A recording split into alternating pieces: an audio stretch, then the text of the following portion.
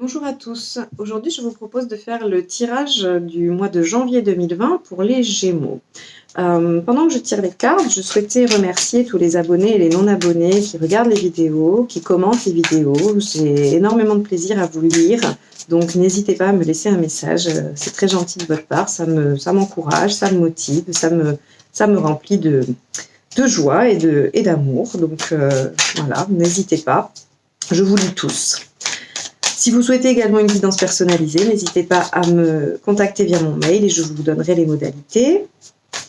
Et si vous souhaitez recevoir les notifications des prochaines vidéos pour chaque mois, eh bien, n'hésitez pas à vous abonner et à cliquer sur la petite clochette. Je fais en général tous les mois un tirage comme celui-ci général et un tirage sentimental. Alors, c'est parti pour les Gémeaux en 2020.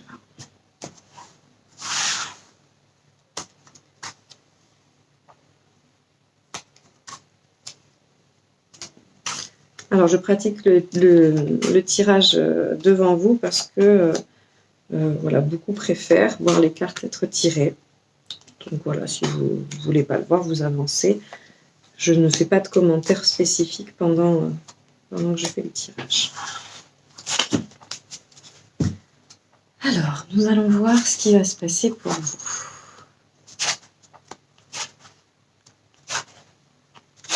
Donc je rappelle que c'est un tirage général, que je parle d'énergie et que donc vous pouvez y placer absolument ce que vous souhaitez. Hein. Je vais pas orienter ça d'un point de vue sentimental ou professionnel ou autre, ou familial, ou quelles que soient les situations. Je fais un tirage général pour le mois. Je ferai plus spécifiquement un tirage sentimental après.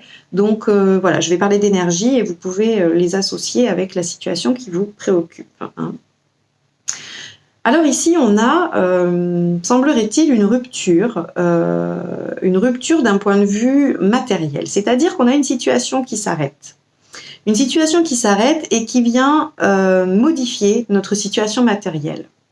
En bien ou en mal, hein, mais en tout cas, il y a une modification, il y a quelque chose qui s'arrête et qui vient un peu donc modifier les choses. Néanmoins, je n'ai pas l'impression que ce soit une catastrophe. Donc je pense que ça modifie les choses d'un point de vue matériel, mais c'est tout. Il y a une modification, mais il n'y a pas forcément une perte ou un gain qui soit significatif.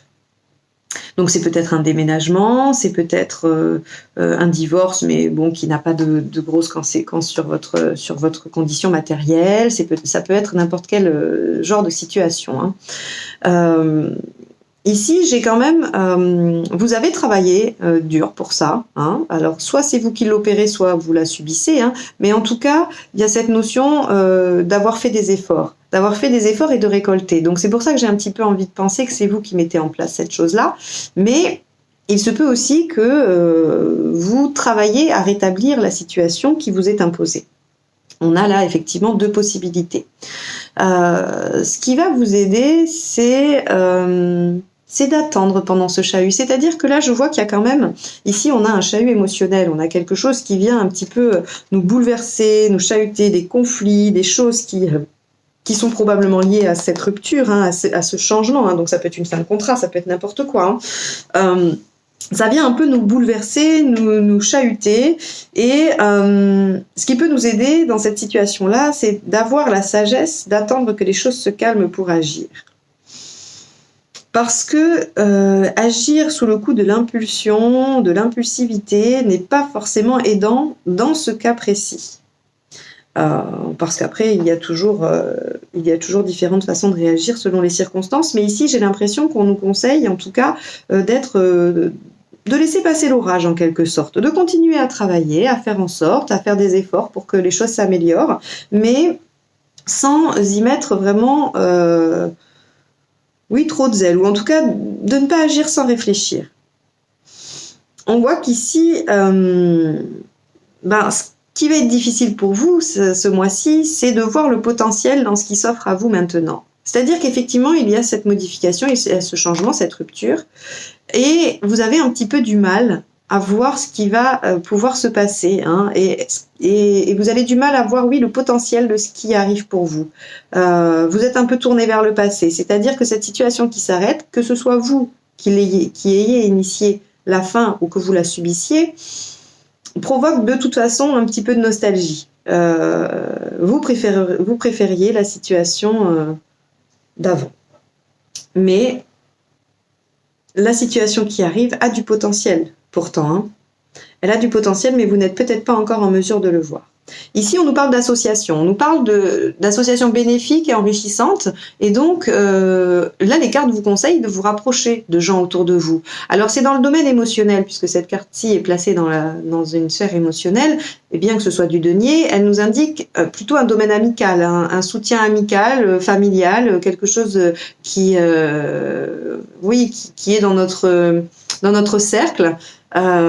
Et ça ne concerne pas forcément le conjoint ou voilà un compagnon quelconque. Ici, on nous dit de vraiment aller chercher le soutien dans cette période-là, dans nos amis, chez notre famille, dans nos proches, quoi. Voilà, vraiment, il va falloir trouver ce soutien-là. Sur le plan, on va dire, plutôt professionnel, plutôt carrière, activité, projet.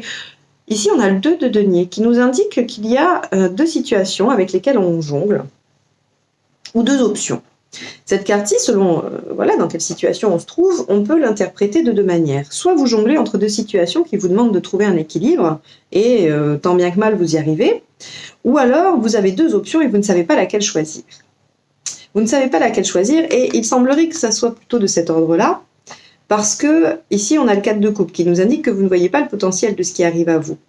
Donc vous êtes un peu, on va aller voir après comment ça se précise, mais visiblement vous êtes un petit peu là à vous dire bon, je vais à droite, je vais à gauche, je choisis A, je choisis B, qu'est-ce que je fais? La sortie du tirage ici nous indique déjà un soutien, donc ça rejoint cette carte-là, vous allez trouver du soutien. Vous allez trouver du soutien et vous allez même d'ailleurs trouver un soutien matériel, c'est-à-dire que si cette rupture vient bouleverser votre situation matérielle, on voit bien que s'il n'y a pas de gros bouleversement au niveau matériel, c'est parce que vous avez du soutien matériel. Et donc vous allez trouver du soutien, vous allez pouvoir restabiliser votre situation parce que vous en avez absolument toutes les compétences. Ici j'ai l'impératrice qui nous dit que l'impératrice c'est quand même celle qui règne en maître sur son foyer, qui maîtrise les choses, qui arrive très bien à s'organiser, qui est capable de mettre en place des projets, de passer à l'action. C'est vraiment... elle est très compétente, l'impératrice, hein, et elle représente aussi cette femme un petit peu... alors, c'est une énergie, hein, si vous êtes un homme, c'est pareil, hein, cette capacité à mettre en action les choses, à être là, à être présente, à bien maîtriser, c'est très...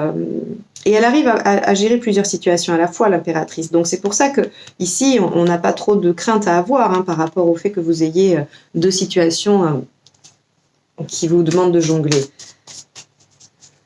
Donc on va aller voir comment ça se précise avec l'autre jeu de tarot pour voir si j'arrive à avoir d'autres informations.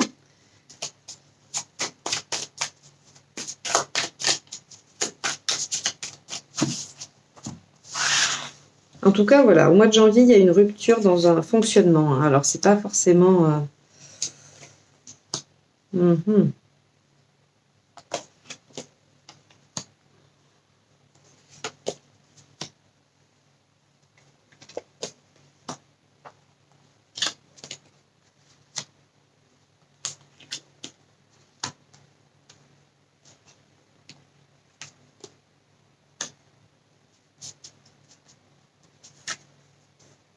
Très bien.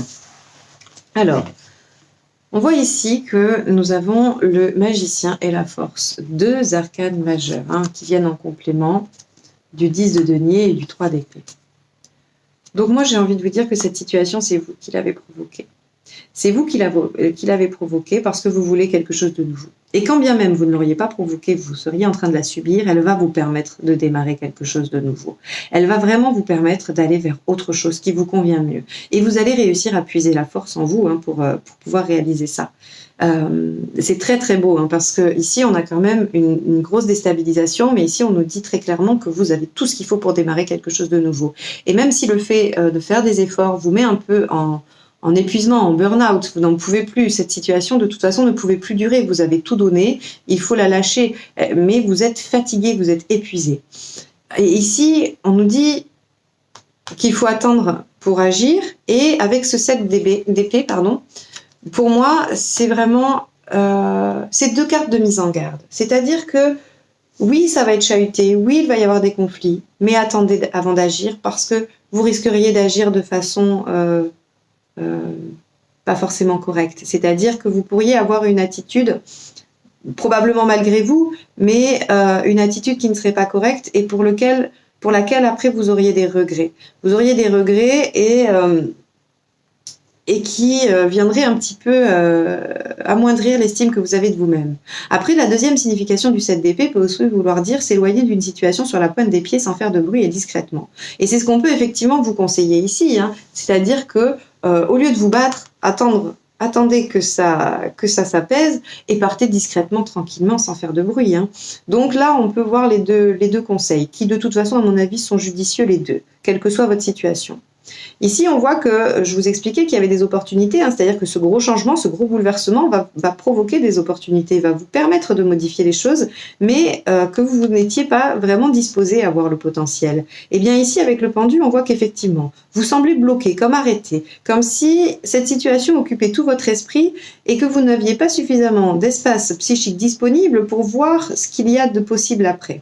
Alors souvent, quand on est pris dans une situation, quand elle nous prend un petit peu aux tripes et que on ne pense qu'à ça, effectivement, c'est très compliqué d'ouvrir son esprit pour voir quel est le bien de cette situation, qu'est-ce qu'elle peut nous apporter de positif. C'est assez difficile. Et on voit qu'ici, vous avez cette difficulté-là. En quoi cette situation qui s'arrête et qui vient un peu modifier votre situation va vous permettre d'y voir plus clair ou d'être mieux. Ça, vous n'arrivez pas encore à le voir tout à fait. Pourtant, on vous dit, et là, l'importance de l'entourage augmente, hein, c'est-à-dire que oui, entourez-vous parce que c'est en vous entourant, c'est dans votre entourage que vous allez avoir les possibilités qui vont apparaître. C'est-à-dire que les opportunités, j'en ai une là, hein, l'opportunité d'un nouveau recommencement, d'un recommencement forcément nouveau, qui va un petit peu venir se transformer les choses. Enfin voilà, cette opportunité d'un nouveau démarrage, il va naître par rapport à votre entourage, hein. Il va venir de votre entourage, ou en tout cas l'idée va venir de votre entourage. Et ici, on voit que ces deux options, vous mettent un petit peu en position défensive. C'est-à-dire que vous allez probablement hésiter et vous n'allez pas vouloir passer à l'action. Alors, c'est ce que je vois là. J'essaye de... Si vous me laissez une minute, j'essaye de voir pourquoi j'ai cette... Est-ce que ça va avec la nostalgie? Est-ce que c'est-à-dire que la nostalgie d'avant va vous empêcher un petit peu d'avancer vers ces deux opportunités, ou en tout cas ces situations qui vous semblent mieux, et que vous allez un peu vous en défendre? Et que c'est grâce au soutien, hein, parce qu'on a quand même deux cartes de soutien, les opportunités qui viennent du soutien, et là également, c'est avec du soutien que vous allez réussir à passer le cap. En tout cas, ici, moi, ce que c'est que j'ai quand même en fin de tirage une très belle sortie avec l'impératrice et le cavalier de coupe. Et ça m'indique très clairement qu'il y a quelque chose de très beau qui arrive pour vous après cette période. Alors si le seul et unique but de ce tirage devait être de vous donner confiance ou de vous donner le courage de traverser ce qu'il va y avoir à traverser en janvier, ça serait déjà très bien. Je pense que là, ce qu'on vient vous dire ici, c'est que oui, vous allez avoir quelque chose qui va s'arrêter. Il va y avoir une rupture quelque part qui va vous déstabiliser, mais de toute façon, vous ne pouvez plus rien faire pour cette situation. Et là, le tirage vous dit, regardez quand même les opportunités qui arrivent, parce qu'elles ne sont pas mauvaises. Entourez-vous de gens qui vont peut-être vous donner des idées, vous faire penser à des choses, ou peut-être même une proposition va arriver de cet entourage. Hein. Ne vous défendez pas trop, jonglez avec les situations, mais faites un choix quand même. Faites un choix.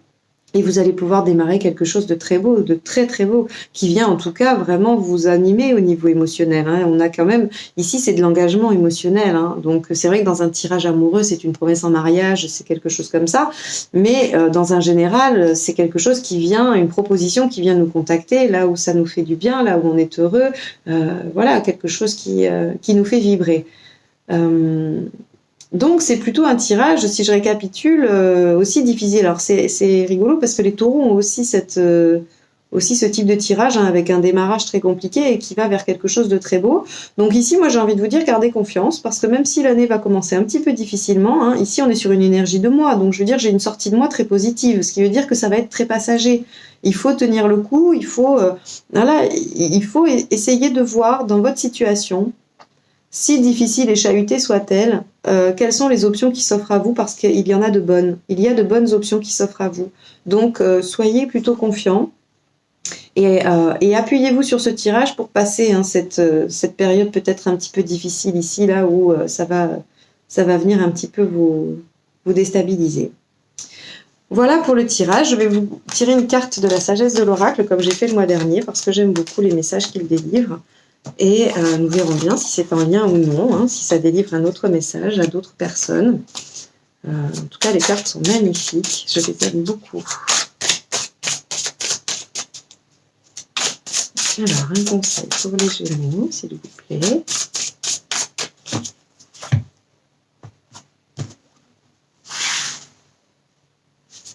Alors, hop. L'heure de la sieste. J'ai tiré la même, je crois, pour les béliers. Voilà, regardez. Alors, c'est le temps de prendre du recul et de vous reposer. Vous voyez, de ne pas agir impulsivement, d'attendre que l'orage passe.